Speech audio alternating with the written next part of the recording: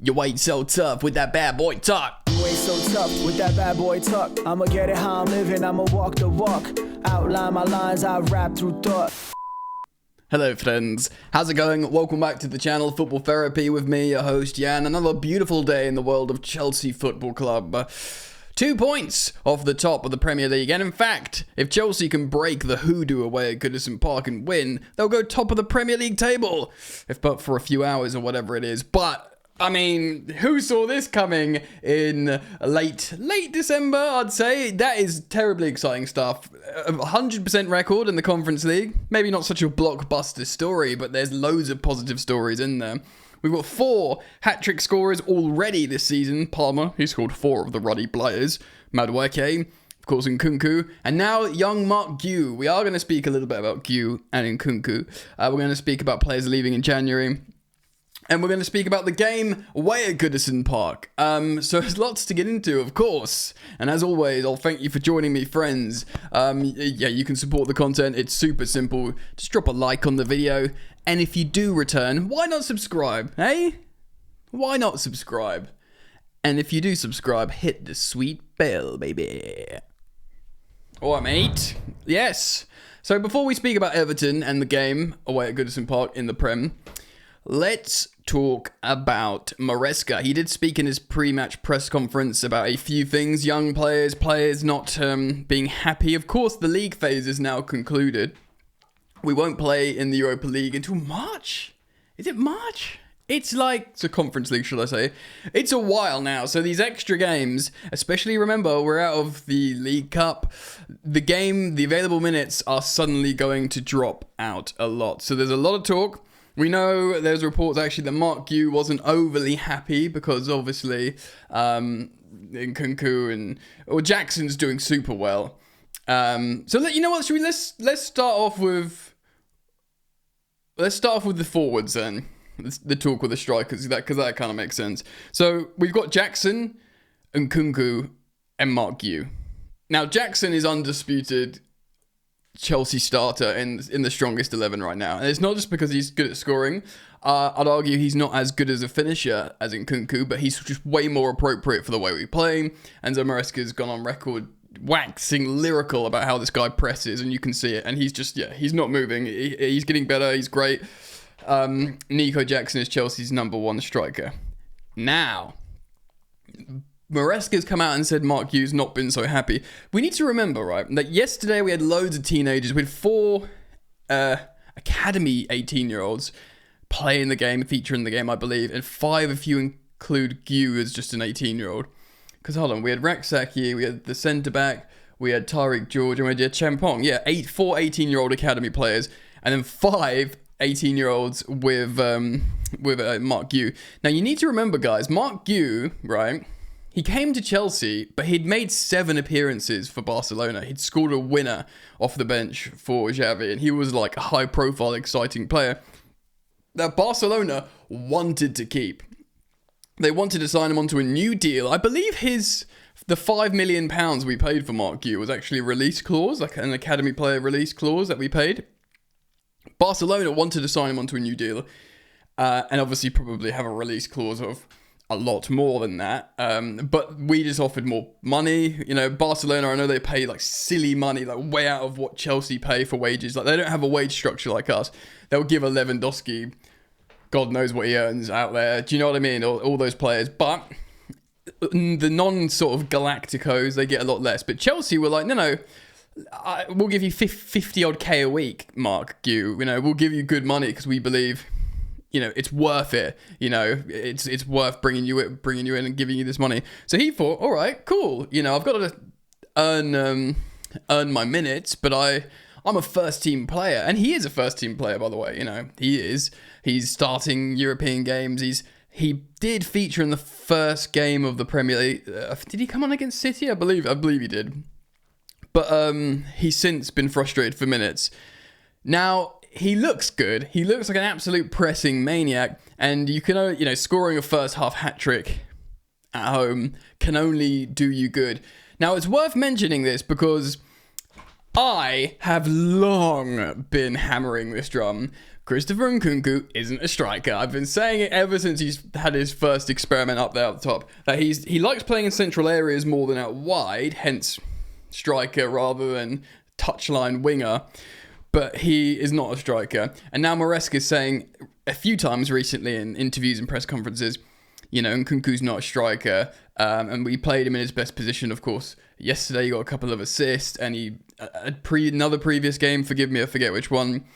And Maresca's referencing this as his preferred position. But the truth is, Chelsea have loads of players that can play in the pocket. And when you've got Cucurella inverting or Gusto inverting into one of the pockets, and you've got Enzo Fernandez breaking into there, of course you've got the likes of Cole Palmer, Joao Felix that wants to play in the pocket on the inside. It's becoming very, very tough.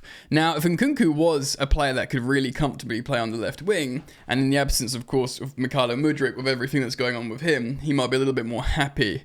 But there's this fear-mongering, or there is this fear that Nkunku is going to leave in a couple of weeks' time in the January transfer window.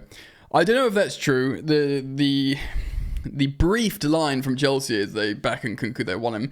But the noises from what Maresca is saying, it's going to be hard to keep him happy. And I wonder, with Mark Yu looking like a striker, looking like a blood and thunder, I'll press the living so-and-so out of you and just go, put myself where it hurts just to make sure that goal goes in. In Maresca's system as a striker, if you just want someone to work really, really, really hard, like selflessly, and just let everyone else cook, I think maybe there comes a time with more and more development, he's only 18, that Mark Yu becomes a more appropriate profile than Nkunku up top. Guys, I'm not trying to flog Nkunku. If you're a fan of this YouTube channel, you will know I was so excited about the signing. I think he's elite. I think he was like the high-profile player in Chelsea's attack. Cole Palmer's overtaken him now, but he's up there. It's Nkunku. Do you know what I mean? Like, he's an amazing player. Profiling has become more and more of an issue.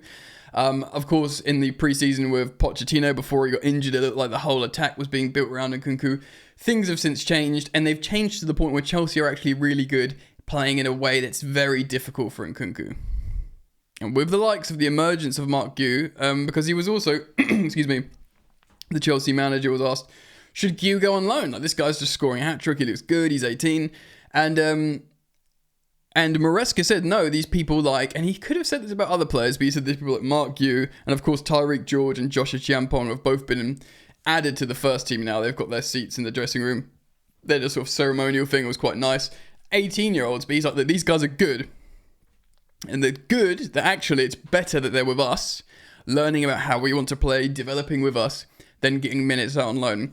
Because it's not always the case. Sometimes it's, you should go and play some football. He's saying, no, stay with us, you're good, you're not quite there, but you'll do better to be learning with us. So I feel like he will, if he has another chance, because in the Premier League, if Mark Yu can come on for 20 minutes, instead of Nkunku. So Jackson plays for 70. Mark Yu comes on against some tired centre-backs and does what he does. Presses the living daylights out of them.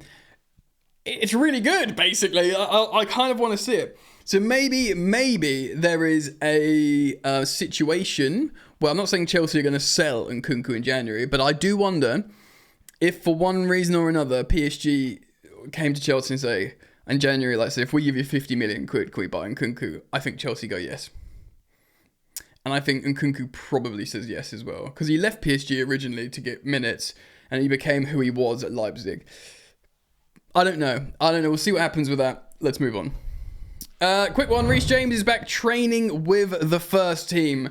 Which is good news. Okay. Joshua Chiampong probably signing a 5-year contract is more exciting. Because he's a really exciting future prospect. And he looks like he's the exact player that Maresca wants in that right back position. In terms of positional versatility and traits and profile and all that kind of stuff. But Reece James is a world-class footballer, and him eventually coming back into the Chelsea team will only be excellent news. But just because he's beginning training, he's not going to feature on Sunday. It'd be a miracle if he did. I mean, it would be strange, but stranger things have happened in football.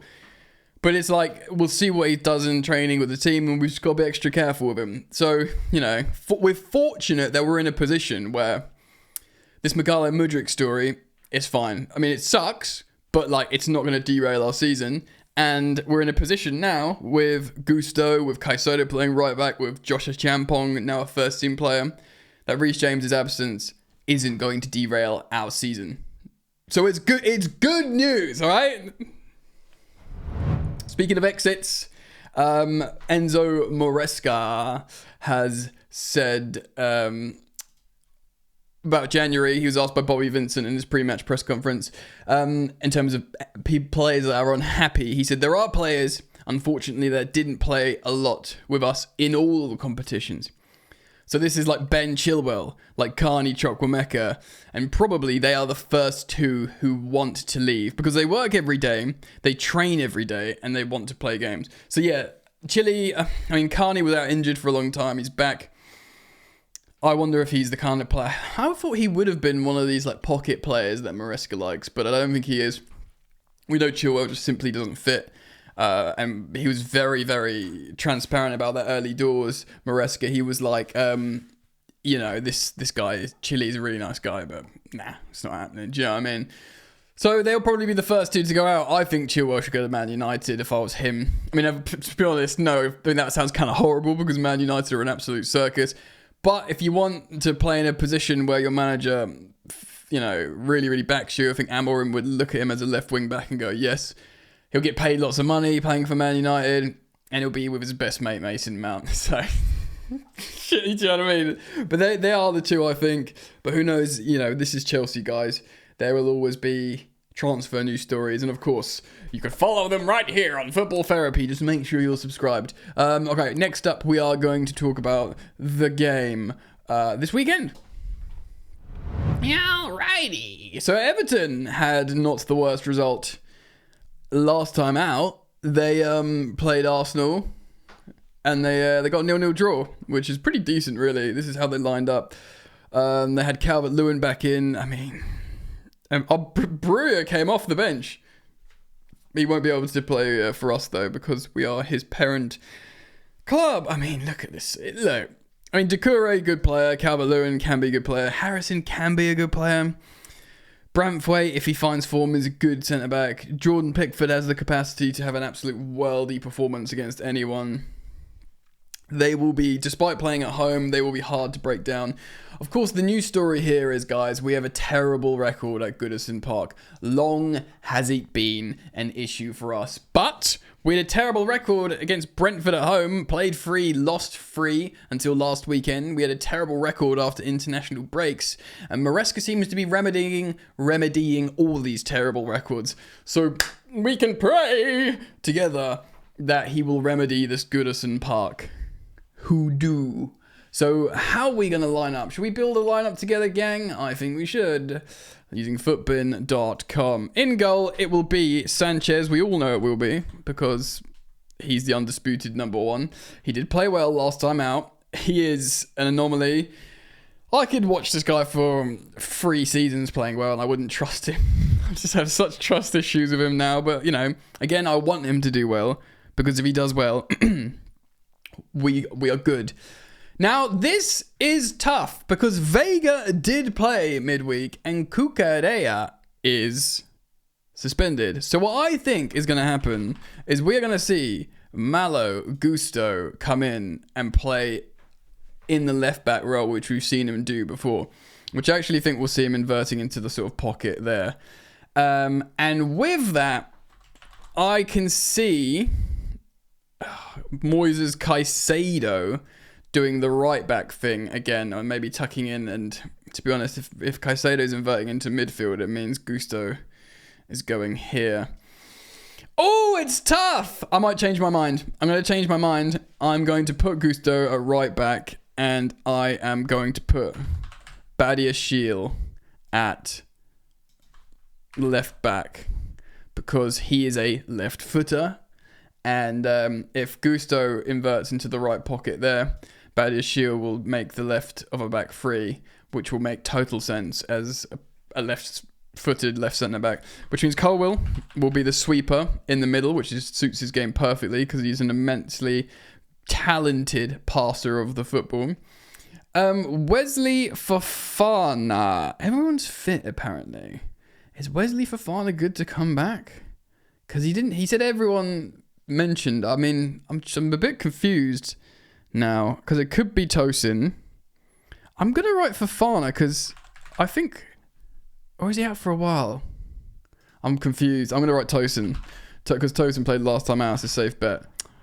I'm only a little bit confused because of what Maresca said. He didn't mention Fofana. So that completes my back four. It's a back three of Tosin, right centre back. Colwill sweeper, Badiashile tucking in as the left-footed left centre back, and Gusto going into that right pocket there, baby. Caicedo will play there, which means Enzo Fernandez will play there as the left number 8. Caicedo, of course, dropping down, and you know who's going to play in the right pocket / cam. Let's just give him the super card because he's Superman. Cole Palmer, and he will, of course, be playing behind Jackson Nicholas. And now it's the tough bit. We need to work out the wingers. So Pedro Neto is available now. Noni did play 45 minutes, but I think it's going to be Neto on the right, and I think it's going to be Sancho, hopefully keeping his good form. I don't know why the Man United one's still there. It's annoying. Maybe because he's on loan. He's not technically a Chelsea owned yet until next season. And that is my lineup to play against Everton at Goodison. I think that's pretty strong. Of course, we could and should and maybe see substitute appearances from Renato Vega, maybe, depending if we need to change the shape. Definitely Noni, I think, will feature.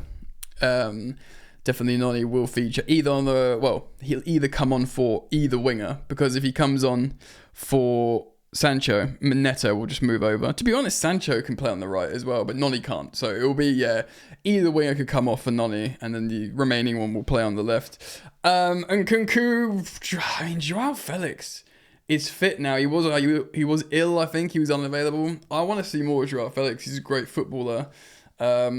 He played yesterday, of course, so won't be starting. Might get some minutes. Did he play yesterday? He came off the bench, yeah. So I don't think Mark Yu did get substituted at 60 minutes.